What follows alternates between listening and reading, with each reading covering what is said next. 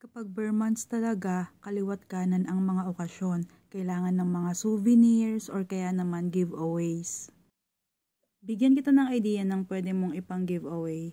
Itong mga scented candle na kagaya nito, may iba't ibang kulay yan. At elegante siyang tingnan kaya hindi naman nakakahiyang ipang regalo or ipang giveaway. Tapos yung scent niya hindi agad-agad nawawala.